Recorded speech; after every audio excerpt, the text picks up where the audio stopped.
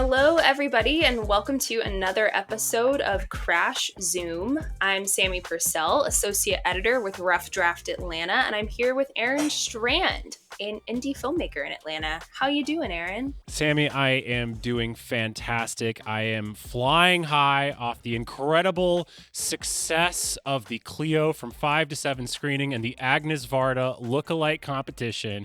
It was just an amazing night of just community building. We had amazing Agneses come out and dress up. It was really, really fun.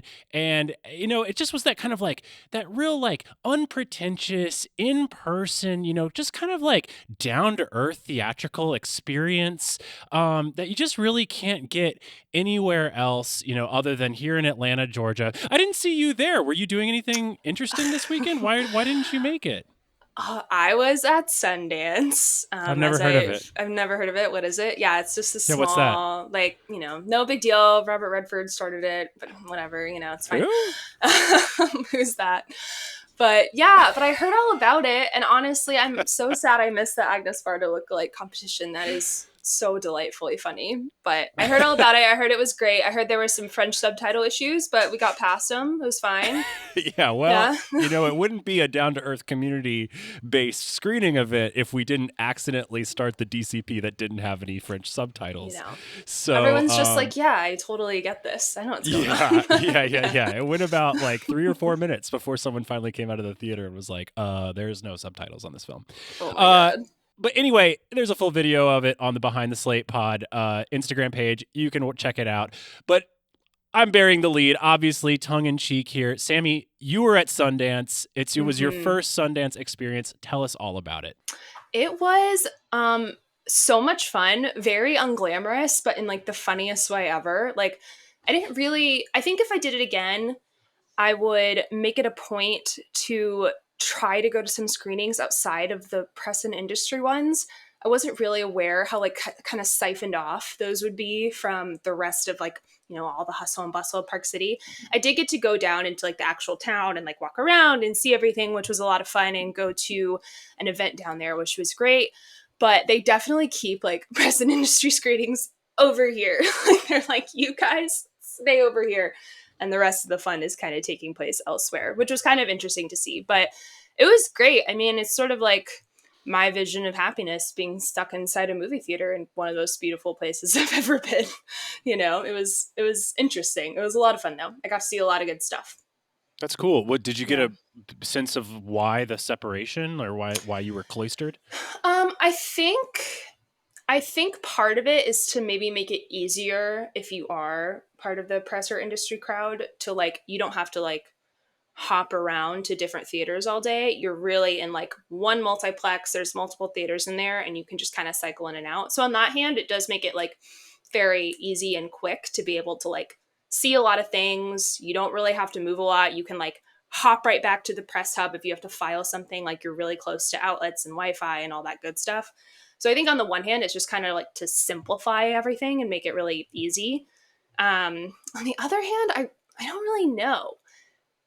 It does kind of, I don't know. I was just sort of when I remember the first morning, I was like, this is not as bustling as I assumed it would be. And then I went down to actual Park City, and I was like, oh, here's everybody walking around. Here's what's going on. But it was still a lot of fun, and it was definitely a good first festival experience. I will say I was a little lonely. I would love to go with someone next time, but it was fun.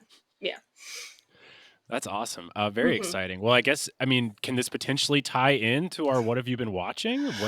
It can. But the thing is, I am still under embargo for some films, and I'm not sure which ones.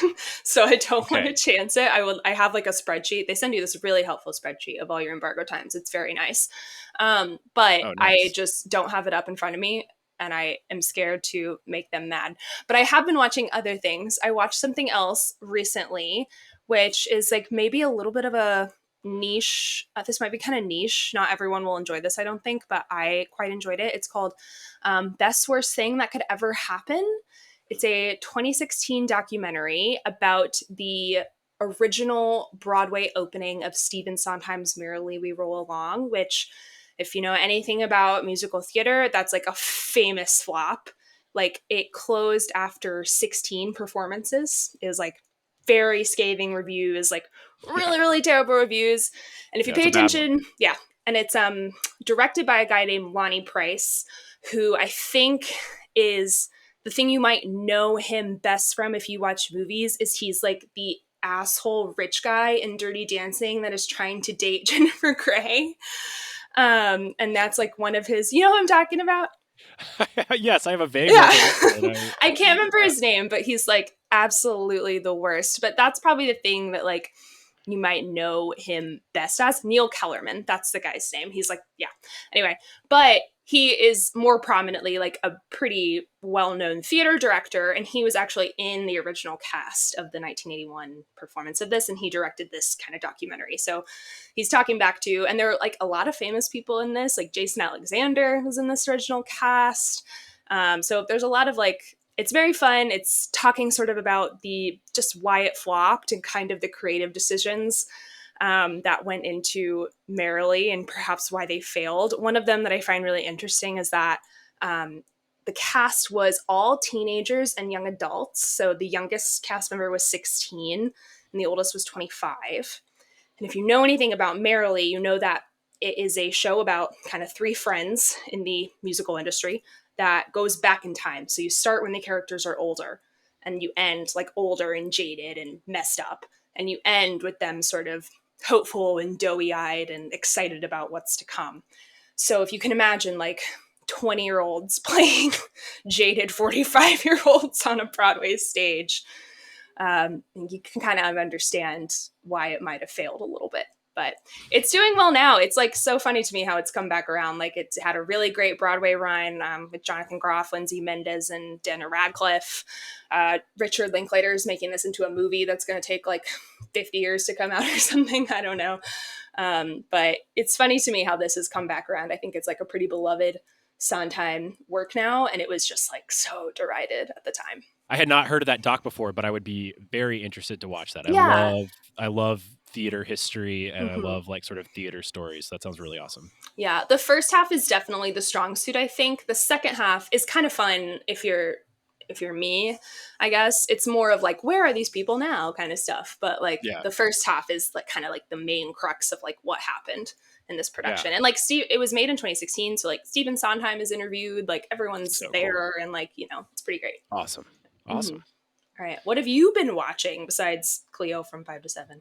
Yeah. I was binging Varda like pretty hard in Mm-hmm. preparation for that, like picking up a lot of stuff that I hadn't seen before, a lot of her short films, a few of the docs that I'd never seen. So that was really great. Mm-hmm. But I also saw another brand new documentary that I wanted to highlight, which is Andrew Callahan's film Dear Kelly, which I don't know Okay. if you heard about this, but Andrew Callahan is the guy who behind Channel 5 News and Mm-hmm. All Gas No Breaks. So like, you know, he basically like he's invented the like modern man on the street Mm-hmm. interview, like internet interview.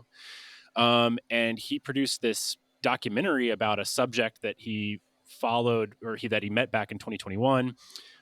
This kind of like middle-aged ex-lawyer turned red pill conspiracy theorist, and this documentary follows him for like 4 years as at first he's the guy is on this quixotic journey to like take down this man that he believes stole his house, but it becomes this sort of like much deeper sympathetic study of like how people get radicalized, and Mm-hmm. ultimately it's about trying to reunite this man with his family. I thought the documentary was really, really amazing, and I was super stoked because Andrew Callahan came on Behind the Slate to do an interview to talk about the show, so that'll be Yeah. that will have dropped by the time this episode comes out. So if you're interested, check that out. Oh, and the last thing that I'm bearing the lead here, because talk about independent filmmaking. So he released this documentary just independently on his website. Mm. It made over $100,000 in its first weekend. It was downloaded over 30,000 times in its first week, which makes it the most successful direct-to-consumer documentary released since Coney 2012. Um, Wow. What a uh, throwback. Well, yeah, what a throwback, what a comparison point. But it's an incredible independent story. It's an incredible independent film accomplishment. So I was really stoked to sit down and talk to him about how this all came to be. That's awesome. I can't wait to listen to that. That's very cool. All right, well, let's dive straight into the news. So we have to talk Oscars. It's just something we have to do. We have to. We're morally obligated. Morally obligated. So moral. But we're going to kind of use this article from The Atlantic as sort of a jumping off point. And that is from David Sims, who's a great writer, great journalist, and film critic. And it's called "The Oscars Have Left the Mainstream Moviegoer Behind." But before we jump into that, I just wanted to see, like, do you have any thoughts on the Oscar noms in general? How are you feeling? Well, as I believe I've said on this podcast before, I'm not an Oscars guy. I just don't care. I'm going to, for this podcast, like for the sake of this podcast, I am going to do my absolute best to get into the Oscars this year. I really, really am. Right. I feel like I owe that, to the listeners, to the show, to you. So I'm gonna do my best. My first reaction is, why are there so many nominees? So many? Why are there so many? We've got 10 films nominated for Best Picture. Well, that's because people were so pissed off about The Dark Knight. But yeah. Oh, that's like why that's such a terrible. Yeah. I mean, it's like I know we always like somehow on this show we always bring it back to football, but it's like this expanded college football playoff. Like we don't need all these movies. We can definitely cut this down to 5, and it will actually be a much quirkier, more interesting debate. It's just too many. Yeah, I do think the expanded, despite it being a holdover from The Dark Knight, like one of the most popular movies of all time, I do think it gives like. It makes way for like a couple like Nickel Boys nominations or like a couple, like movies that, despite how much I love it, I was probably not going to win, right? But sure, it like gets in the conversation a little bit. But I get what you mean. At what point do you kind of just be like, I'm sorry, this is the number that there are?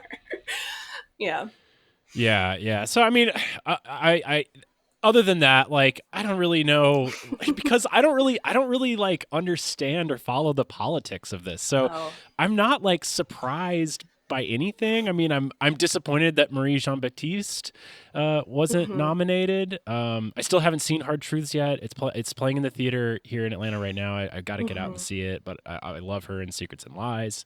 So, and I know that I'm sure that you are upset about Challengers being snubbed.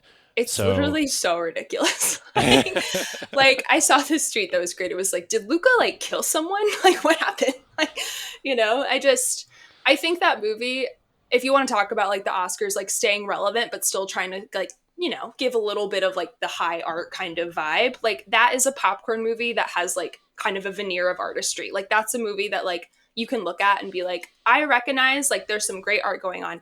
Crazy that the not cinematography getting a nod for that is also kind of wild in my opinion. That guy has like 4 movies that he could have been nominated for this year, and they all look amazing. But Challengers is like the platonic ideal, I think, of like an Oscars movie. Like, I feel like it did pretty well, pretty universally liked, like, and it was popular. I don't really understand it. And the score nomination is just like egregious. Yeah, I know, that's what everyone's like really pissy about. If someone could explain to me how Wicked got a score nomination, an original score nomination, I would really be, I'm not even trying to be like salty about it. I just like really don't understand how it was eligible. And I'm not saying, I'm sure that there are like extrapolations and they like, I'm sure there are, but if that's eligible and Dune Part 2 is not eligible because there's a Dune Part 1 and he quote unquote like used too much music from the first one. I don't really, what are the parameters that we're setting here? Bizarre. I don't get it. Yeah. Really bizarre. Yeah. Did you have any other surprises that stuck out to you? I think the biggest one is probably, I'm Still Here in Best Picture, and then Fernando Torres. I haven't seen that movie yet, so I have no opinion on it. I am excited to see it, though. But I remember after she won that Golden Globe, kind of being like, I don't know if this is like a harbinger. That's kind of a negative term. I don't mean it negatively. I don't know if this is sort of like omen. yeah. Yeah. I don't Her know win if is a this is real like omen for the no, industry. that's not what I mean. That's not what I mean. I'm sure she's wonderful. I can't wait to see it. But I was like, maybe this is a sign. Like, you know, it's still like their best actress is like a crowded category this year with a lot of famous names. You know, like maybe this will happen. But I wasn't like quite convinced. But I remember thinking like, if because she won this, it is like quite possible that more people will like seek out this movie before they vote, because that's the one thing the Golden Globes really has, is that they announce winners before Oscar voting is over. Yeah. So like that's relevant, you know? And hey, I mean, she did it. Like shout out to Yeah. that campaign. Yeah. Yeah. How do you feel about Emilia Perez with the 13 nominations? I mean, I saw a lot of people on the internet up in arms about this. I mean, I am up in arms because I don't really like that movie, but I'm sort of like, and I don't think it's similar to these movies that I'm about to name it really at all, but like, I mean, I feel like bad movies always get like 13 nominations. Like, I don't know, Green Book got a lot of nominations. Bohemian Rhapsody got a lot of nominations. Like, they're always doing stuff like that for movies that aren't that good. Like, maybe the narrative is like a little different for Amelia Perez, and I think it is. But I don't know. I'm like disappointed, but not surprised. Yeah. Okay. I know. My two biggest takeaways is that like, and I'm of two minds about this, right? Because I think like in a perfect world, campaigns would not matter. Like it would be like so siloed, you know, right? You'd like have to actually watch the movie at Oscar voters, who I'm sure a lot of them don't. And then B, there would be no like campaigning, right? It would just be like, let me watch this on the merit of the work. Let's go. And I don't say that to disparage the work of the two actors I'm about to mention, but I do think both of them have had very good, very different campaigns. And the first is Sebastian Stan, who essentially shamed everyone into nominating him, which I very much respect. I really respect the hustle there. That's really creative. And it worked. And it worked. Shout out to him. And he's good in the movie. I don't like the movie, but he's good in it. No liberal motivator like shame. Literally. And then Timothée Chalamet, who has just been working these streets. It's been incredible to watch. Like, I don't know if you watched SNL. He rode a bike. He rode a bike to the premiere. That's not even... I mean, that's part of it, but like, I'm sorry. It's been amazing. College Game Day, SNL, the bike, like the Bob Dylan cosplay he's been doing, like the one with the blonde hair and the scowl. Like, I'm sorry. The man is working. Like, it's really good. I think there should be an Oscar for best campaign. That's what I think. Yeah, honestly, his campaign is way more likable than the movie. Like, and his performance as like aspiring Oscar winner. He seems like such a chill guy. He's coming across as like the goodest hang. Like, I think it really is. It's crazy. Yeah. So those are kind of my main thoughts. I wish Sing Sing got a little more love. I think that's quite a lovely film. Despite the Nickel Boys domination, I also wish it got a little more love. I mean, I think like I'm happy Monica Barbaro got in there for A Complete Unknown. I thought she was like one of the standouts of that movie. But yeah, I'm sort of you know, it's all expected, and happy about some things, annoyed about others, you know. Yeah. Well, as far as this article goes, like with the Oscars leaving mainstream moviegoers behind, I mean, what do you think about this claim? Well, I think I'm curious if David Sims like wrote this headline. I would sort of assume that he didn't, because I do think it's like a little misleading. Not that I think that claim isn't true. I just think it's kind of been like happening for quite some time. Like the Oscars have been struggling to stay relevant for like a decade at this point, I feel like. And like, you know, sometimes they always have like kind of a popular movie in the mix a little bit. Like, you know, we had Oppenheimer and Barbie last year, like Black Panther was nominated, etc. But I think this article is just like more of an exploration of how international the Academy has become and how that's been sort of like percolating over the last few years. And I think like in some ways that's great, right? Like you get more diverse voices in the mix, et cetera, et cetera. But it does sort of like leave the classic Hollywood movie kind of behind. And I think that's like more what this article is sort of trying to get at. And I think when I think of that, it really makes me think of last year when Emma Stone beat Lily Gladstone for Poor Things. And I don't really like, and that's the whole thing with awards. Like, I think I like one of those movies quite more than the other, but I think both of those performances are pretty excellent. But if you think of like Poor Things, Yorgos Lanthimos, Greek director, lots of support internationally. Like, people love that movie. And then you have Lily Gladstone, American story, like high profile, really admired American director. And Lily Gladstone is sort of like getting this beating drum of like, oh, they've got it, they've got it, they've got it the whole time. And then Emma Stone kind of swoops in at the last minute. And I think that is like sort of a good encapsulation of like how the international, I guess, voting sector of the Academy has sort of swept in. Maybe not, that might not be like the exact reason, but I think it is sort of emblematic of like what this article is kind of getting at, if that makes sense. Yeah, Yeah. but I mean, the Lily Gladstone example is such a good one for sort of like kind of a really like idealistic case of a very American Sure. Yeah. individual movie. I mean, obviously it was based on a book, but like still like a very sort of it has all the tropes of sort of classic Hollywood. But I feel like that's really the outlier here. I mean, like in many ways, like American movie making has left the sort of grandeur of Hollywood behind. I mean, how can we prioritize American movie making when, as we've talked about so much on this show, like American movie making prioritizes IP sequels, reboots like so heavily? Yeah, and I think that's also like, I mean, that's like a really good point, and that's definitely part of it, is that like perhaps there's just like more interesting stuff happening internationally. But then like, I don't know, I think of a movie like Sing Sing and like pretty American movie, I would say. Yeah, Like in and yeah, like that's like kind of, and like when you think about it, like should be Oscar like catnip, really. And it's a good movie. Like that's kind of, yeah. again, like that would be a great, because it is sort of like something you would think that Oscar voters would like sort of love, but also a good film. And that's like what you want out of this stuff, right? And like, I don't know. I think they also kind of bungled that campaign, but that's besides the point. But I do think that's a good point.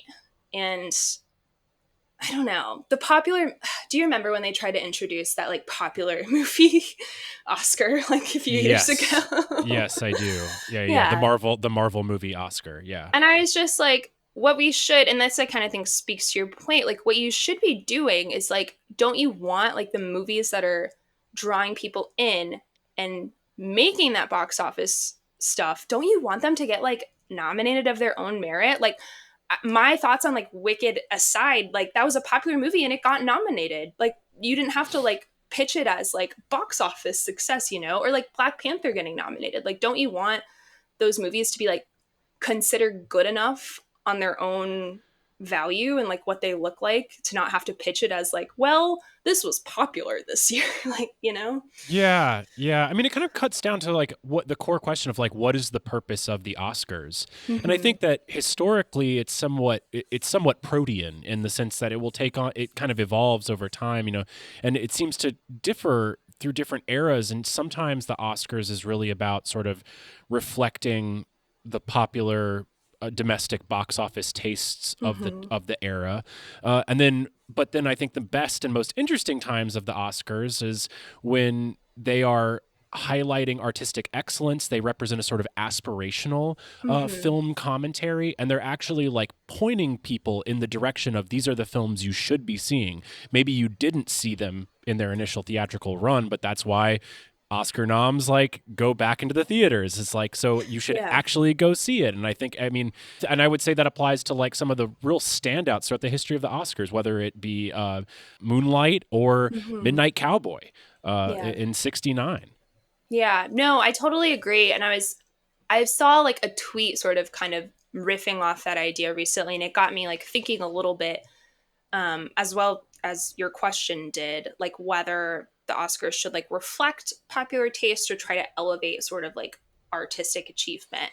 And I was thinking about like, what does it mean to place our, and I'm like guilty of this, to place our feeling of like what is considered good based on like what a bunch of people off in this very like siloed environment sort of think is good. Because when Nickel Boys got the nomination, I was like, well, this is great. Because like it's probably not going to win. I don't want to say never because who knows, but it's probably not going to win. But this will encourage people to seek it out, hopefully, and like encourage a bunch of people to see it that haven't seen it. But then I was thinking, like, I don't want people to see Nickel Boys just because it was like, if it wasn't nominated for Best Picture, I don't know, you know what I mean? Like, I don't want that to be sort of the arbiter of like what is considered important. Does that make sense? It does, but Yeah. I completely disagree with this perspective. I think that most people need to be, and like I'm guilty of this myself. Like I'm not trying to separate myself. Like in many ways, like I have to be dragged kicking and screaming, or like incentivized in alternative settings to be exposed to things that I wouldn't otherwise get exposed to. And Sure. the culture around like, okay, like me and my group of friends, we made a spreadsheet and we're all going to try to watch all the Best Picture noms this year is a great excuse to get people to see Nickel Boys that like wouldn't see it of their own volition. No, I completely agree. I guess just in my perfect world, like that, because to me that is like the role. Not to like toot my own horn, I'm not trying to do that, but like that's the role of a critic, right? Is to try to like push you towards like movies that you wouldn't maybe normally check out, or like try to like tell you like this is something worthy of your time. And like unfortunately we live in a world where like no one really cares what critics have to say anymore.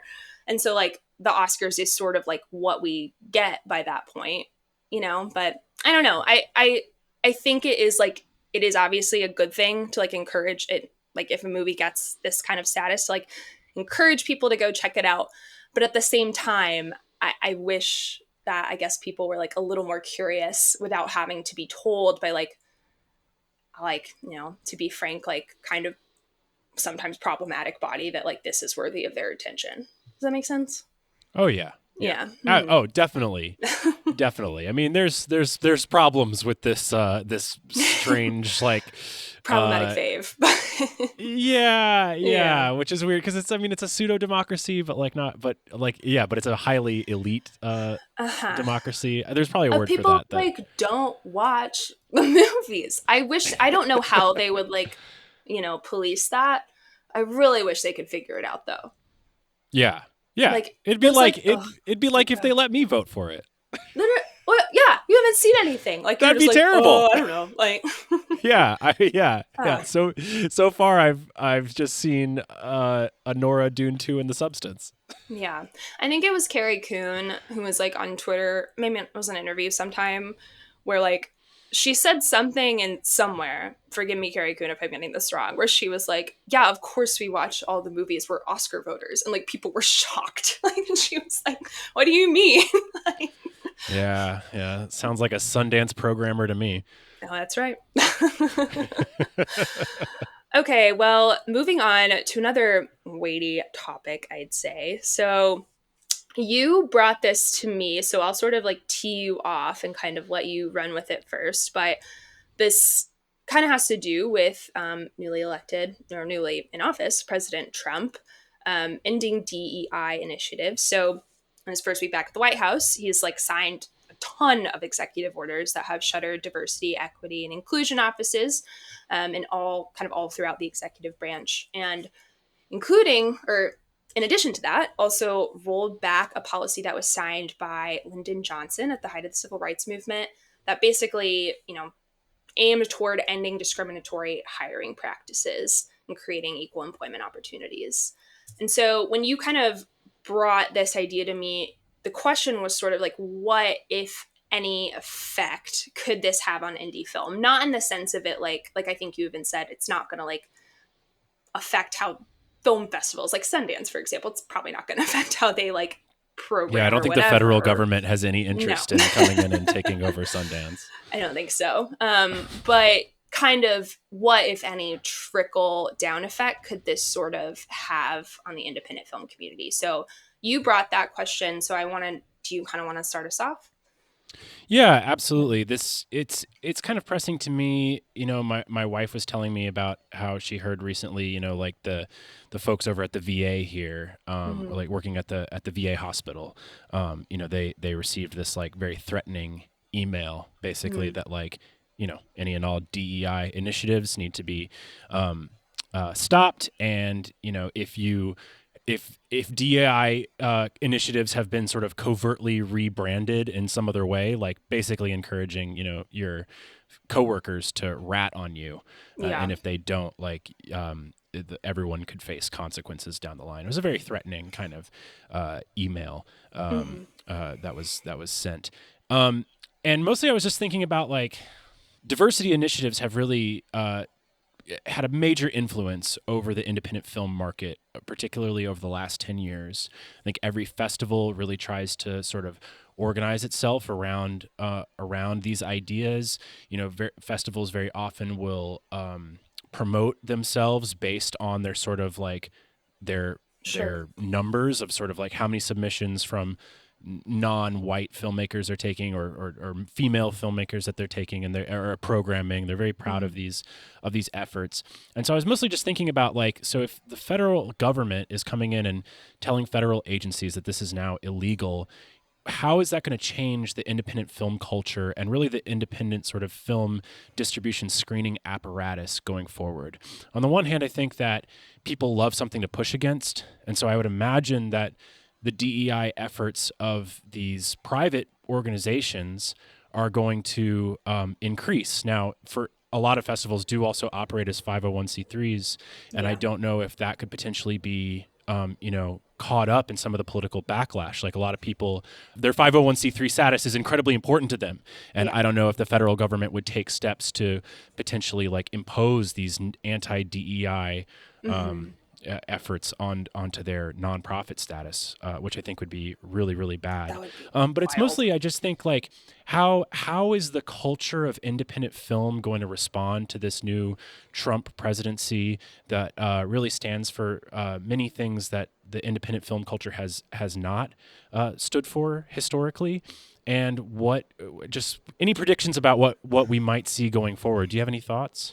Yeah, I think we've talked about this before, and you just kind of mentioned it there. How sort of like these sort of rebellious and, you know, anti-authority, for lack of a better term, movements, kind of anti-establishment, there we go, um, pop out at times like this, right? Like at times of sort of great oppression or great difference, I guess. So on the one hand, I do think like this, the independent filmmaking, the independent filmmaking community, as far as like filmmakers goes, I think there is like potential for, you know, some strike back a little bit and to like really rally around like this, diversity initiative, and like really rally around the things that like make us different and the stories that make us different, and like trying to push back against that establishment.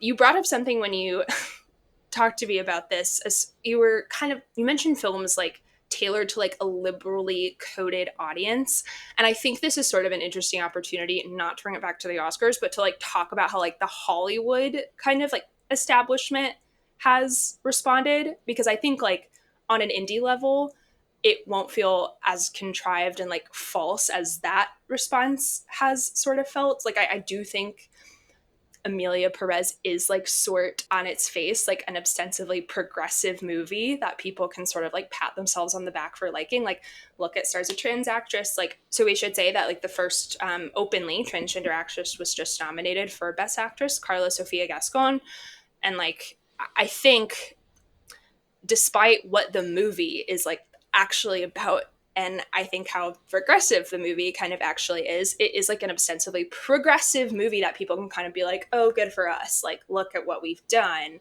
in the face of this president. And I hope, I know, I think, well, I don't know anything, but I hope that the indie community would like rally around something in a way more like authentic and not nearly as contrived way as that, if that makes sense. Yeah. Yeah, totally. And I mean, I think it's such a tragedy because in many ways, like, I think DEI efforts are on the whole, a real net positive in terms of bringing in just bringing in diversities of opinions and of the American experience, so that institutions can reflect what this country actually looks like. And unfortunately, all of this, like the way it's been politicized and weaponized, is really not even against DEI per se. It's against identity politics, and some of the Amelia Perez like glad handing like does fall more into sort of like identity politics, sort of like championing of really complex issues, that really has nothing to do with, with actual DEI. No. I do hope that independent film does stay true to more diverse, more inclusive practices, does strive for a more equitable share of attention and market value, like going to more diverse groups. But I do really hope that the next 4 years are not dictated by social media driven purity tests that can really alienate people, like from a big tent movement that like the left, that seems to have eluded the left in the past 10 to 15 years. Yeah, I think I just redeleted Twitter from my phone after I was on it for Sundance, because I do think like, and we'll get to this later with like another story, I think like the way just any kind of issue is talked about on social media is like never a conversation, right? It's just yelling into a void. And like what keeping like these initiatives alive and like keeping the spirit of diversity and inclusion alive in the indie community, it will take like actual real work, not like screaming into a void on Twitter. But I believe in the community. I mean, it was one of the great things actually of being at Sundance was just like, obviously that's kind of like, I don't want to say elevated, but like maybe like a little bit of an elevated stratosphere of like the independent film community. Like it's a lot of work to get a feature into Sundance and takes a lot of like, you probably have to like know someone. But it's still like really kind of nice to see like just like the diversity of stories that was represented, and like kind of the excitement of like seeing like a first feature on a big screen that like, I don't know, it was just like a nice feeling. And I hope that that sort of like hard work kind of continues on as we get further into this. I think it trickles presidency. Yeah. I mean, I think it trickles down to like the smaller regional festivals. Like I have had such a wonderful experience like at just at film festivals in general. I really love going to them. I think the kind of people that show out, like the really, on the whole, it is a very diverse and eclectic crowd. I'm scared about like what the next 4 years are going to hold, both from a top down, like what the federal government might do, but I'm also scared about how people are going to react. And I hope that more people come together in the spirit of collective action than exclusionary action. Yeah, it's a scary time for sure. I mean, like we had a meeting this morning and like talking about all the like ICE roundups and stuff is just like horrifying. It's really scary. It's going to be scary 4 years, but again, hope, like you said, can all kind of come together, because how else do we survive? I've been sitting here very worried, kind of reading the news, having all the feels this week, and just being like, oh my God, like, what am I doing? Like, I'm throwing a fucking Agnes Varda lookalike competition. Like, this is like so stupid. And yet at the same time, like, you get into that theater with 135 strangers, having a good time, like, coming together and laughing and cheering together. And I think that kind of communal experience, like, is really important to the fabric of society. I just would love that kind of, I would just, I'm guilty as all of us are of being cloistered away in my little bubble, but those communal spaces are really, really important, and they are the fabric that like hold this country together. Yeah, and you like, I don't know I like doom spiral way less when I'm with other people, even if that's what we're doing. Like, even if we're like having a communal doom spiral, it's nice to do it not by myself in my house in the dark. Dude, bitching with your friends is fun. Are you kidding me? Like, that's like my favorite thing to do. Yeah, so they're very important, even if it's just an Agnes Varda lookalike competition. Why did we start this podcast if not to, complain together? Jesus Christ. Yeah, honestly. All right. Speaking of someone who does not have grounds to complain, at least not professionally right now. Um, this happened a while ago, but we had our big director talk last week in honor of David Lynch, so we didn't really have time to dive into it. So we're doing it now, and that's Greta Gerwig. She got IMAX screens for her Narnia movie and a huge, not huge, but like relatively huge theatrical window from Netflix. So if you're living under a rock, Greta Gerwig is doing the Chronicles of Narnia. I have like thoughts and feelings about that, but I've had thoughts and feelings about what she's doing before, and she hasn't really let me down. So what do I know? But she was basically able to secure a release for the movie in IMAX theaters before it hit streaming. So Netflix is, if you're listening to this, you probably know they're pretty like stingy with their theatrical windows. But she's been able to kind of leverage the success of Barbie, and she's going to get a release on Thanksgiving in 2026, and then 4 weeks in the theater before it hits streaming on Christmas Day. So that's the deal. I think this was first reported by Puck. All I really say, if I were Ryan Johnson, I'd be kind of pissed right now. Ooh. Like, oh yeah. You know what I mean? Yeah. Like Glass Onion made bucks, like when it was in theaters for like a week, and they were like, too bad. Yeah. What do you think about this? Pretty big deal. It is a big deal. I'm very happy for Greta. I'm very happy for this win. But God, I just loathe the juggernaut that is Netflix. Yeah. So everything that I was just talking about the sort of like communal experience that happens in a theater that is so important to this country, they actively try to destroy that at every turn. They hate theatrical. They call it, they simply refer to it as being inefficient.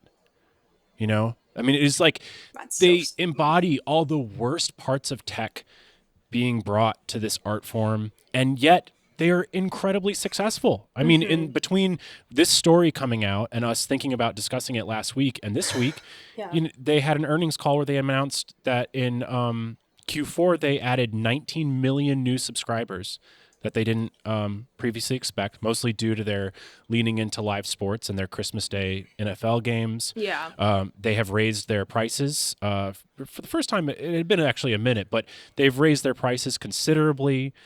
Their premium tier pricing is going up at an exponential rate compared to their standard tier pricing. So, they are essentially doing like what the airlines have done to seating charts with their access to their programs. And even though they gave a little, they still, I think, hold a tremendous amount of the bargaining power. I think it was very crafty of Sarandos and them to make this an IMAX exclusive, to make it seem like it has this very unique sort of veneer around it. And at the same time, like we have fallen so far to be applauding a 4-week theatrical window. Yeah. Compared to Netflix's usual 5-day theatrical window that they usually just do to get into Oscar consideration. Yeah. And here they are, possibly on the verge of an Oscar Best Picture win with Emilia Perez as well. It's like they just can't stop. They just can't stop doing shit, and they can't stop winning, and it drives me crazy. And that, on the one hand, like I'm inclined. I think it's awesome that she at least like has a modicum of power, because like I can't imagine they really want, like if they didn't have to do this, they wouldn't. You know what I mean? Like if she like. That, you know what I mean? Like if they didn't have to do this to like keep her on board, I don't think they would. But I do kind of agree with everything you're saying there. And they do this every once in a while. And this I think is another example of this. Like they're all like, it's like spend like no money on anything except for like the one thing that maybe can get us like a little bit of like critical acclaim. Like, like if you think about like, will give money to artists. I can't remember how much this movie is supposed to cost. That's something I'm going to look up while I talk. Or unless you have it in front of you. But no. Yeah, shitload of money is the answer. A shitload of money. They'll throw money at like certain things. I think like for $200 million. like in order to be able to like boast, I guess, like this sort of like, look who we got to work. We got Greta Gerwig, like Martin Scorsese, like et cetera, et cetera. But it is only, I think, in like, it's only in the, what's the word I'm looking for? It's only in the interest of like getting the names on their like team or whatever it might be. I didn't say that very well, but Yeah, I mean, I you know, that's kind of like, I mean, that's Hollywood star system. Like yeah, it's but a I think they're like a little more egregious because it's so little output, right? Like it's not like Apple like throwing like, you know, money at like all the sure, stuff that no one ever sure. watches. Like, you know Yeah, what I yeah. mean? But like shout out to Apple. If only that like there are some like really well made, beautiful looking things on there that nobody watches, but like they look amazing. And Netflix, I think, is a little more egregious in their strategy of like, we will do like one, like to like give Yeah, us like but the Oscar consideration or whatever it might be.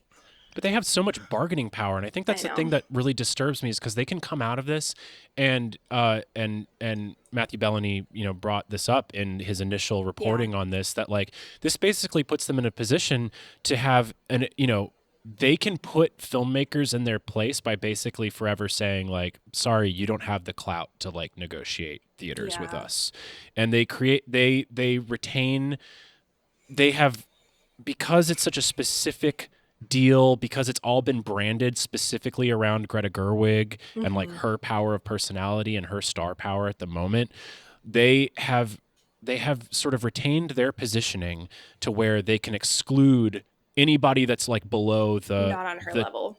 yeah, the sort of Mm-hmm. like cultural phenomenon A-list of A-list people. I mean, like, and that's like almost everybody. Like, Yeah. unless you have magically caught the wind of the cultural zeitgeist, you cannot negotiate theaters. I think that there was like an addendum to some of these articles that Emerald Fennell is It's like some why people she were didn't go. claiming.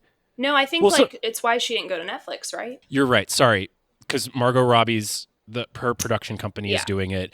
They yeah, they walked away from Netflix because they didn't cater to their Mm-hmm. theatrical demands. Now, granted, all that happened prior to the Narnia deal Yeah. being released, but I don't even think Margot Robbie and Emerald Fennell could necessarily argue that they're on the same bargaining level as Greta Gerwig. I think Margot, maybe Emerald Fennel, no. I think Margot has like, because as far as I understand, she was like enormously instrumental in Greta having the bandwidth to like do Barbie as she wanted to, like because she was a producer and she like the way Greta Gerwig has sort of talked about it is she was like Margot just kind of like took control in those meetings. Like she was very instrumental in like making sure she had like as much artistic freedom as possible. Yeah. But I mean, they still didn't get it. So Yeah, I think the biggest interesting thing is just is like how is really just like how this is going to add to subscriber growth, and what is this mm-hmm. going to do for their numbers? Are they going to see the same pop that Wicked gave Yeah. to their streaming release? Like, is it going to be? Are we going to see the return to form of sort of big theatrical screenings lead to increased home movie sales? Uh, Maybe. you know, that one could hope, one could Yeah. hope where they don't have to be sort of kowtowed into theatrical, and in fact, they just will see They the see light that it works. yeah, that the system works. Yeah. um I mean, that's the best case scenario. So I yeah. guess we gotta hope for Narnia to show out. Show out for Narnia, guys. Oh god. If that's the rallying cry of 2025, count me out. I know. I'm actually I wish she wasn't doing this. Yeah. At the same time, I did really love these books as a kid, and those movies that came out are not that good. So, but I wish she was doing something else. But Agreed. I also wish she wasn't making Little Women, and I love that. So I don't, who knows? Yeah. Who knows? Yeah. Sorry to Ryan Johnson. I feel for you, bro. I don't. Your movies suck, man. I know but that's not even like the point, right? Like that's not the point at all. Like it did really well. I would be like, what the heck? You could have made so much more money off of me. Like I Yeah, could have made so much more money off of me. yeah, exactly. Yeah, no, for sure, for sure. But I absolutely hate those movies, so I don't I like shed a tear Knives for Out. them. Glass Onion was like, but I like Knives Ugh. Out. Ugh, no, hard pass. All right. Well, let's get into this next one. This is also a little bit of an older one, but I do find it kind of interesting. It's from Brian Welk on Indiewire. And it's basically so this took place at Indiewire's Future of Filmmaking Summit, this panel that this article sort of goes through in details. And it's titled, Here's What It Would Take to Build an Indie Film Super Streamer. So it kind of starts off with talking about how like there are a lot of sort of like subsets of like independent streamers, right? Like you've got like Criterion, Movie, I would say kind of the cinephile streamers of the group.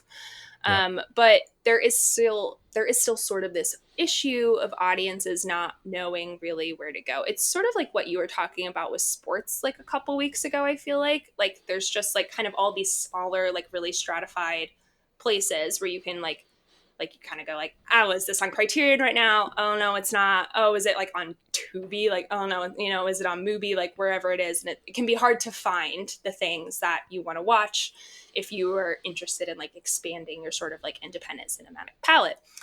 And IndieWire at this Future of Filmmaking event, they brought together some big names to sort of talk about the possibility of building like a super comprehensive indie film super streamer. And they brought up that study that we sort of talked about a while ago, talking about that I think there's like a 40 million person gap between those who watch indie films and those who Yeah, say, Carrie Putnam study. yeah, who say they are interested in watching them. So like, could a super streamer like this sort of like bridge the gap? So what do you think about this? I thought it was pretty interesting. I think it's very interesting. I mean, listen, like I am so pro bundle. You know, I love a bundle. I want more bundles. And I hate how the internet. It's so interesting how the architecture of the internet not only like stratifies individuals, but it also like stratifies companies. Well, it actually, it's weird. It consolidates companies at the very highest level, but it does not encourage interdependent bundling at a sort of mid to like upper mid tier level, which is just, it's fascinating. Fascinating how the internet does this. I thought it was. I think it's unfortunately it sounds kind of utopian. It's like you said. Yeah. I mean, they're highlighting two main issues, right? Accessibility.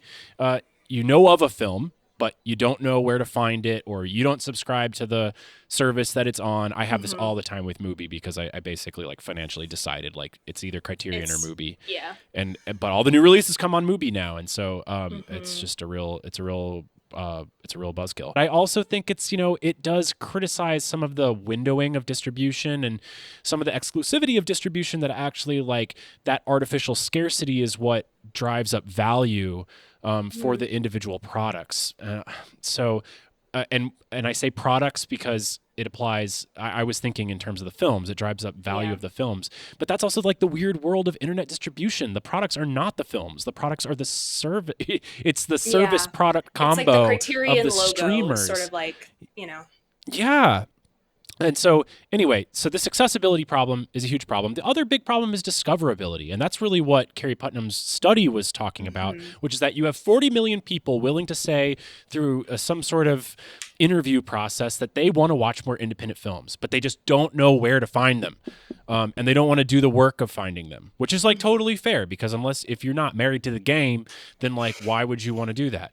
And unfortunately, I think that independent films is still sort of living, there's a lot of great work that's been done, but it's still somewhat plagued by the sort of like exclusive video store vibes of the 90s, and the sort of gatekeeping that surrounded the analog world of film. And so a lot of sort of quote unquote normies, the 40 million normies out there who want to watch more indies, they don't know where to discover them. Bundling would be the solution to this. I mean, it would be a big solution to this. It would, and then the biggest thing that all these streamers, live and die on and worry about is churn, right? Like it's too easy to subscribe and unsubscribe from the services. And so people are constantly churning out of their subscriber base. If you bundle, you can extend the subscription periods because you're offering more for less, and it actually will help keep customers locked in because they're paying less money for more stuff. It is really a win-win across the board. But what it would require is not just cooperation between competitive businesses, but it would require a sharing of data. Which is like the biggest, I think, barrier to this thing. And I think it was very telling that, like, some of the people, like person from Tubi, Sam Horowitz from Tubi, and as they walked off stage, it was like, okay, so like, are you going to actually do this? And they're like, we'll see. Yeah, I know. And Carrie Putnam like sort of brings that up. Like, I think she acknowledges that it's sort of like a utopian idea, because she's just like, well, like you said, like every distributor would have to agree to like pool their resources, pull their marketing dollars, like and it's just like, there's no guarantee that would ever happen. It's so frustrating because all these companies and all these tech startups operate on a sort of zero-sum game mentality. It's like we need to dominate market share and crush our competitors, and that's the only option. That's what happens in a zero distribution marketplace, where it costs nothing to create infinite replicas of whatever it is that you have. You're not bound by geographical locations. You're not bound by physical space, and you're not even bound by linear time. And so it just becomes this just really vicious free-for-all, and it's just so unfortunate. I forgot to mention a movie that was in my what have you been watching section, because I finally watched the documentary Carterland recently about Jimmy Carter's presidency, which I thought was fantastic. I thought it was so moving. I started crying like 20 minutes into the movie, and like I did not stop crying for I haven't, like, that has not happened to me in a movie in a long time. And I was emotionally exhausted by the end of it. And I was so moved by Carter's fervent belief in cooperation and working together to make the world a better place. And I was totally ignorant of the ways that he had brought that into his presidency. So I'm really grateful to this documentary for educating me in that regard. But it really left me thinking of, my God, we are so incapable of making the sacrifices to work together, both as individuals and on the broader society level. And I think that these sort of things where it's like, I think almost everyone can agree objectively that it would be better to pool these resources and address these issues that are currently bringing down the marketplace that allows this art form to survive. And the only people who disagree are the CEOs of these companies that are worried about their bottom line. And if their companies are public, are tied to a stock price. Yeah, I know. There's like a really interesting part in this where Brian Newman, so a subgenre, sort of talks about like how the algorithm can be a problem. And I've experienced this specifically with music. Like, I was talking to someone like a week ago or something about how like it is so difficult for me to discover new music. And I only thought about it because I have recently like discovered a band called Truesdale who I really like. And like, I was thinking about it and I was like, how long has it been since I like organically discovered like actual new music? Not something like Chappell Roan where she was like fed to me. No, I love Chappell Roan. This is not like a diss, but like this happens to me a lot. Like Chappell Roan popped up on one of my Spotify made playlists maybe like 3 months before she really like popped off. And that happens to me constantly. And that is like an algorithm thing, right? Like they're like, we know this is about to happen, so let's like slide her in there. But discovering this band Truesdale, like they haven't popped off. They're playing like Smith's Old Bar in Atlanta in a couple months, and I'm gonna go. It's gonna be great. They're not like huge, but I was like, wow, it's been so long since I've like organically discovered an artist that I really, really like, and like it hasn't been like fed to me. And Brian Newman is sort of talking about like, even with Letterboxd, which I do think is really great for like keeping track of things you want to watch and like logging things, and like you can like figure out and discover. You still, and this happens to me all the time, I like add a movie to my watch list, completely forget about it, and like can't find it, and then like hear about it 4 months later and go, oh, I should add that to my watch list, and it's already there. Like, it's just like algorithmically these things are kind of like fucked in terms of discovery. On the one hand, it's about the way that the interface that we value, like the interface and like what's coming across, and then also just a byproduct of like when you have access to so much it's hard to feel that pressing need. I mean, that's the thing that why I kind of am optimistic about the theatrical model, is because it imposes the scarcity of time, of time and space, and like how important it is of like, I've got it. Like, I mean, I am in my head this week, I'm like, I have got to go see Hard Truths. I have got to go see The Brutalist, like before they leave theaters. Like, I've got to. It is important to me to go see these things, and it's awesome that I don't have any other option. Like, I know that humans will, no matter what, pay for convenience, and our entire economy and world has been warped around this principle, but I don't think it necessarily leads to good things always. And I'm really trying this year, I guess, I'm really trying to like bring attention and consciousness to like embracing the benefits of scarcity and sort of the joy of scarcity and the specialness of it. Yeah, it's a good point. All right, it's time. I didn't put this on the docket for a couple of weeks because I was like, I don't want to talk about AI again. But I do think it's sort of unavoidable at this point. So we're going to talk about The Brutalists. We're going to dive into that Brutalist AI drama. So if you don't know, just like a quick rundown, a lot has sort of like happened since this first dropped, I think like early January. A side note, do you know how to say the editor? He's Hungarian, I believe. Do you know how to say his name? I was going to say David wish I had Jansko. some AI. If I had some AI to help me, that would be great. We have Google. Hold on. Let me see if they can help me. We are so proving the utility of this AI tool like right now, because we also know that like we could never pronounce his name, with the actual Hungarian vowel sound correctly. Apparently, they're really difficult. That's what I read. Just some background on this. So, David Jansko, who's the editor of The Brutalist, he gave an interview to Red Shark News, which I've never heard of before this, so shout outs to them. They're getting a lot of free publicity. He gave an interview about The Brutalist, and in that interview, he said two things. He said that he used Respeecher, which is an AI tool, to basically tweak Adrian Brody and Felicity Jones's Hungarian dialogue in the film to make it sound more authentic. So, and he kind of talks about the process of doing it. So essentially what he did is basically like fed their voices into this, and this was all done with their permission, I should add, fed their voices into the software, and he is Hungarian, so like fed his own kind of accent and cadence into it as well, and sort of like combine them. And from what I can tell, Brady Corbett has also weighed in on this, which we'll get to, not to like completely Corbett. I know. I was not. Whatever. Brady Corbett.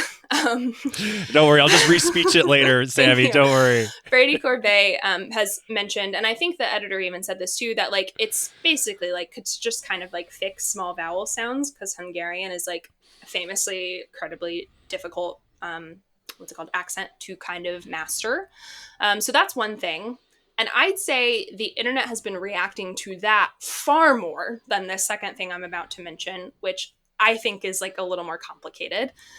He also said, Jansko, that generative AI was used for a sequence at the end of the film, and this is a quote, as part of the inspiration for a series of architectural drawings and finished buildings supposedly designed by Brody's character, the fictional architect Laszlo Toth. And the designs themselves were hand-drawn, but the design itself was created by generative AI. So the internet went crazy, as the internets want to do. Brady Corbett kind of took to the sorry, I'm gonna laugh every time I say it now. He took to the news to sort of like because the internet went crazy and started kind of spouting off a lot of stuff that wasn't true. And I also think some of Jansko's original comments were a little like murky in what he actually meant. So like Corbett kind of went to the media to sort of like explain and defend. And so I want to talk about like the designs in particular, because that's the thing I think that Jansko, like I was like, what do you mean? Like I have no idea what that means when I was trying to like remember how the end of the film goes and etc. But so Brady Corbett basically said that Judy Becker, who's the film's production designer, did not use AI to create or render any of the buildings, although he did allow that, quote, in the memorial video, sorry, some spoilers for you for the Brutalist, but in the memorial video featured in the background of a shot, our editorial team created pictures intentionally designed to look like poor digital rendering circa 1980. And then he didn't add this, but there's a Slate article by Sam Adams that I think gives a pretty like measured response to this whole debate. And that is from this part is from that Slate article. So I guess in a 2022 interview with Filmmaker magazine, Judy Becker said that the film's architecture consultant used Midjourney to create 3 Brutalist buildings, and then she planned to have those buildings redrawn by an illustrator. So it's sort of like what Corbet said, essentially, is that like the designs were created using AI, but they were drawn by someone who actually like hand drew them. So yeah, that's sort of a rundown of the drama.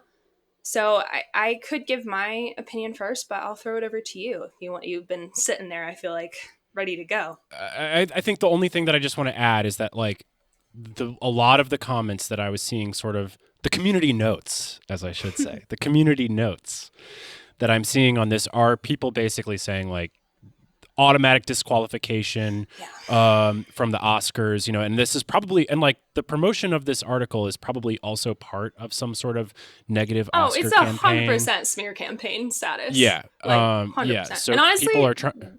Good job. They did good.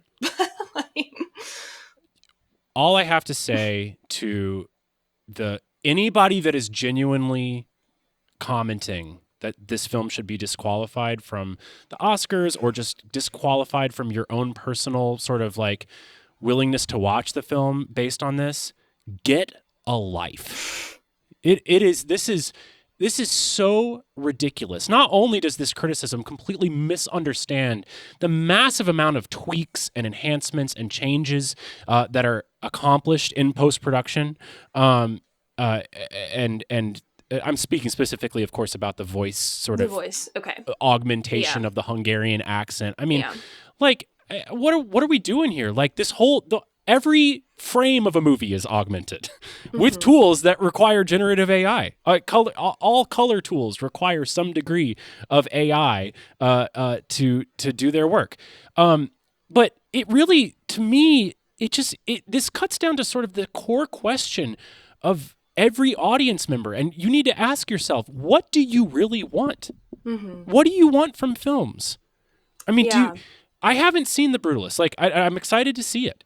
Do we want, as a film-going public, do we want ambitious directors creating out there and innovative projects, taking massive personal and financial risks, stretching these small budgets to the absolute limits? I mean, they made this movie for $10 million. That's nothing.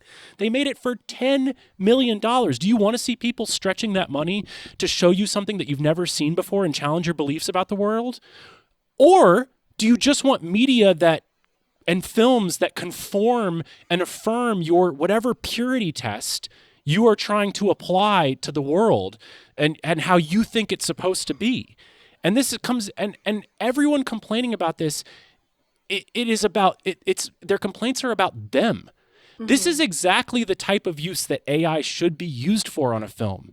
Like, the minor tweaks of an accent, and it also speaks to sort of just the rabble-rousing crowd of the internet, because if the accent wasn't right and they put it out there, then you'd have some other contingent complaining about the accent. It's like everyone's been complaining about Selena Gomez's Mexican accent and which by the way, apparently they used Respeecher on Emilia Perez as well.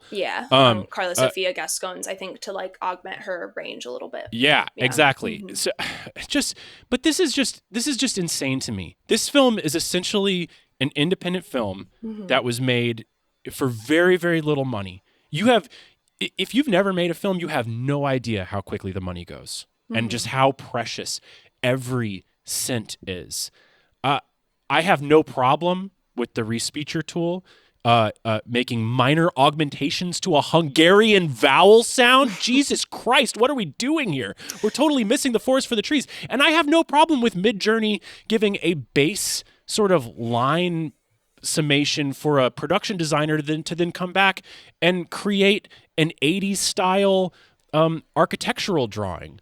Like, the tasks of making a movie, especially an ambitious movie like this that's 3.5 fucking hours long, are so incredible. This is exactly what AI should be used for. And instead, we're decrying this film while the people who are actually trying to make AI movies and like and actually destroy the livelihoods of artists are announcing $500 billion AI funds, on a federal level, and actually positioning themselves to take over and like destroy all of humanity. So to me, it just feels like totally misplaced outrage, and it really, really drives me crazy. Okay, I have a lot of thoughts. So as far as the respeecher thing goes, there's a quote in this Slate article from Sam Adams where he essentially says, let me find it. So, but grouping disparate technologies under the umbrella of AI can muddy the issues rather than clarifying them. And so I think that is like sort of an important thing to remember, that like there has to be like some differentiation here. And I'm speaking like specifically about the voice thing now, because this is so funny. When this came out, I was sort of like, I was thinking to myself, I was like, I don't, this like doesn't really bother me that much. And then I was thinking, would I even really notice if like the vowels were wrong? But that's sort of besides the point. But I kind of want to talk about, or actually just kind of like adding on to that, like this article also mentions that like runway AI is apparently used in Everything Everywhere All at Once, and like no one was talking about it. Like they're, generative tools like AI and these like technologies, people have been using them for like quite some time. It's just like now that AI is like such a focal point, it is becoming like more of a talking point. And I actually think it's like good that we like talk about this kind of stuff, or like, or at least are open about like what technology is being used. And it doesn't seem to me like the Brutalist was really trying to hide it. Like the editor talked about it in an interview. Like, you know what I mean? Like it doesn't seem like anyone was like trying to hide something nefarious. Speaking to the Midjourney usage, it's funny to me that the respeecher thing is getting so much traction, because I think for me, at least personally, the Midjourney thing is like a little more complicated, and I think like worth more discussion. So I listened, they actually talked about this subject on the podcast, The Big Picture. I want to say like a week or so ago.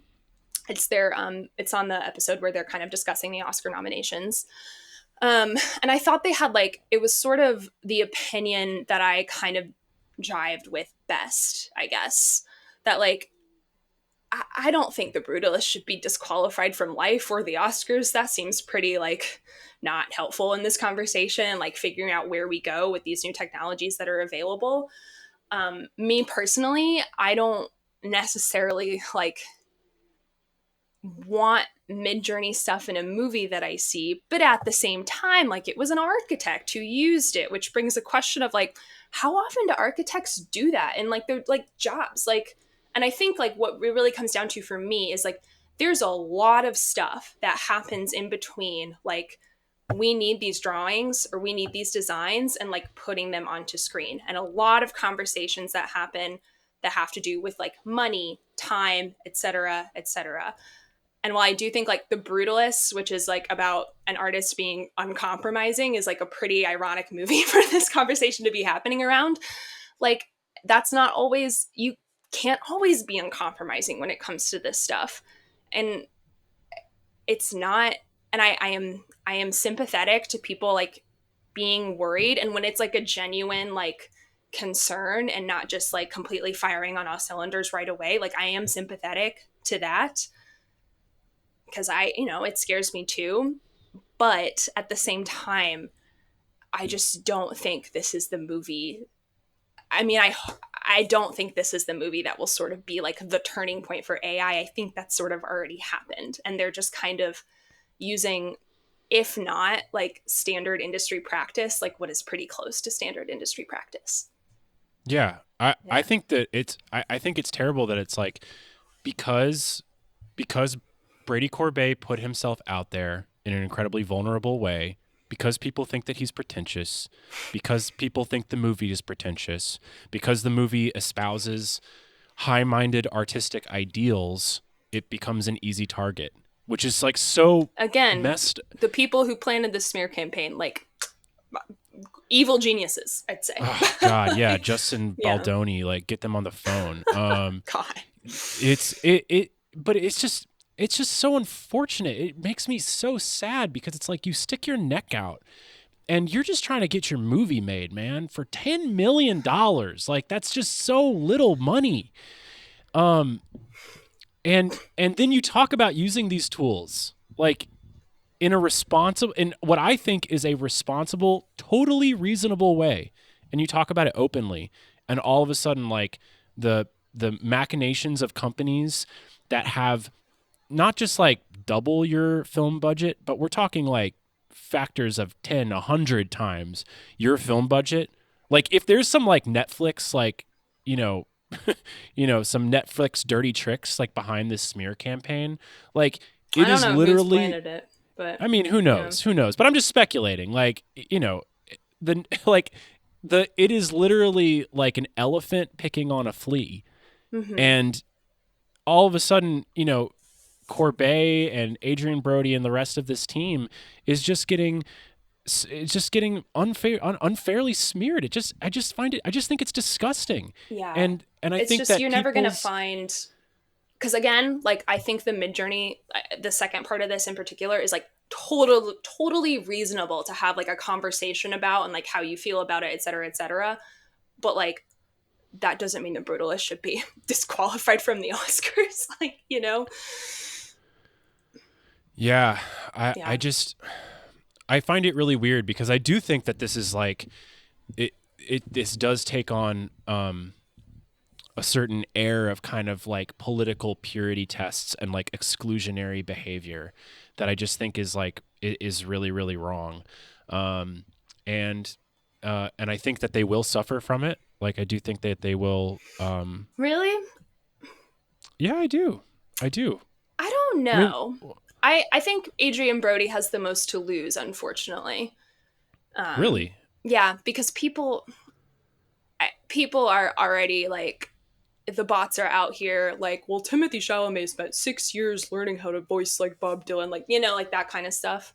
So I think if anyone's going to suffer from it, it's Adrian Brody, unfortunately, because I think that's pretty excellent performance. Anyway. Yeah, I don't think he was going to win. I don't know. Though. He's like, he's. Are you really? You don't think so? I think he has an excellent chance. Really? I mean, yeah. I haven't seen the movie, but like, I just know, like, I just think that in the court of public opinion, people look at Adrian Brody and they're like, he's lame, he's pretentious, never forgive you for the Jamaican accent on SNL. It's not the court of public opinion, it's the Actors Guild.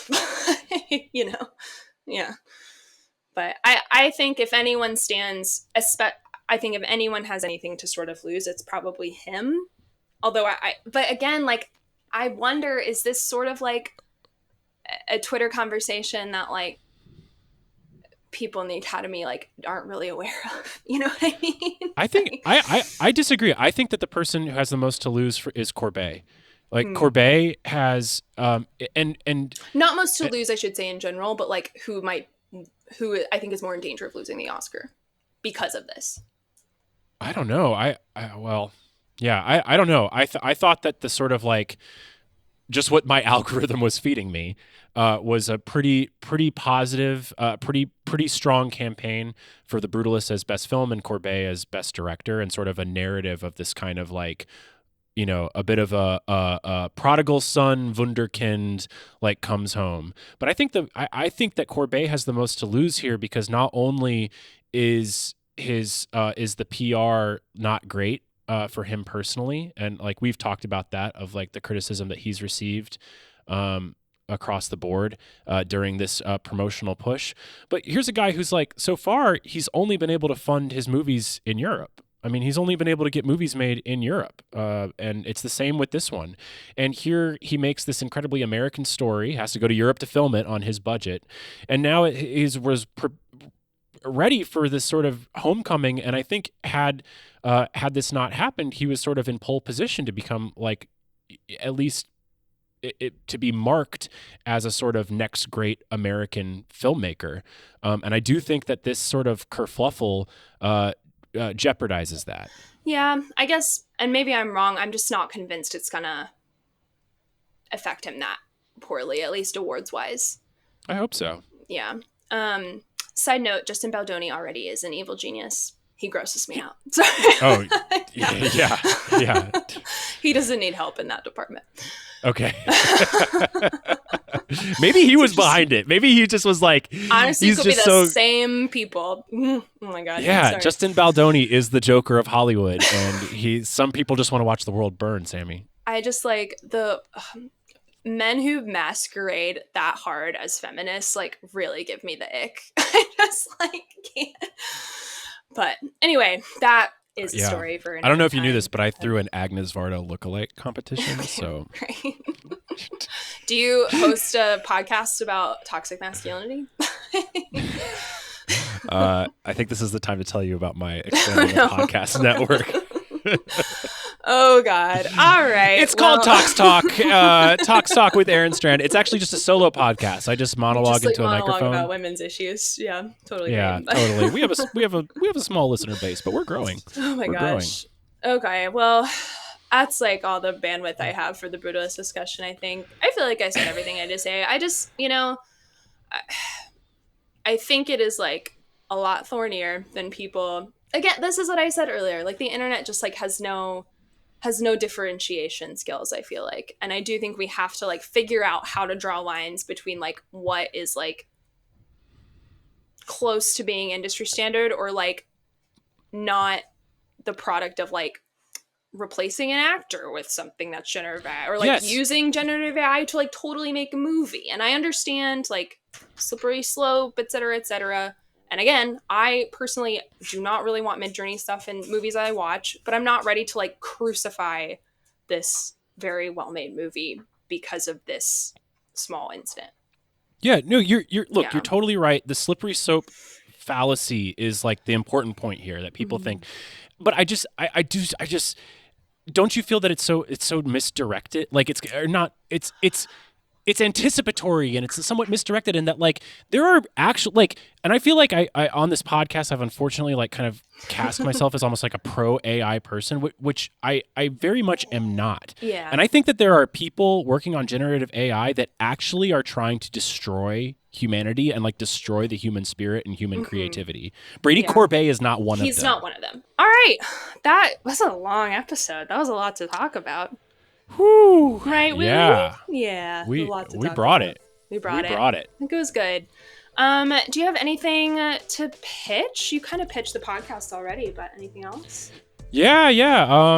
No, I don't really have anything coming up. You can check out the video for the Agnes Varda lookalike competition. It's pretty fun, and definitely check out the interview with Andrew Callahan and check out his movie Dear Kelly. It's really, really good. Yeah, I'll have to check that out. As far as me, I should have some more Sundance stuff coming out later this week, so that'll be on Rough Draft Atlanta. Exciting. And in Scene, which is my entertainment newsletter through Rough Draft Atlanta. And then we're kind of going in like full-blown festival season. Got to cover like SCAD TV Fest is coming up. The Atlanta Jewish Film Festival is coming up. Got a lot going on. So keep an eye out for all that good stuff. As always, you can email us, crashzoompod@gmail.com. That's crashzoompod@gmail.com. Do you think Brady Corbet is the face of evil and AI in the industry? Please email us and tell us your thoughts. We would love to hear from you. As always, you can follow us on Instagram @crashzoompodcast. I am not posting on TikTok currently because I got a new phone and I can't download the app. So... Amazing. But I am actually starting to post on YouTube Shorts a little bit, so you can follow us over on YouTube, Crash Zoom Podcast on YouTube. I have one more thing I need to add. I'm so sorry. I failed as a journalist because I was listening to Karina Longworth's new series on You Must Remember This, and the first episode is about Frank Capra, and I have learned that Frank Capra was born in Sicily. So I have completely failed. Oh my God. Sammie buried the biggest story of the week. I'm quitting journalism. I am a terrible fact checker. He did move here when he was 3, but still, I just really cheated. You got to get your intern on this. You got to get your intern on this. I know. I need him to fact check my one directors and where they were born. But you know what? Yeah, you know what though? I'm sorry.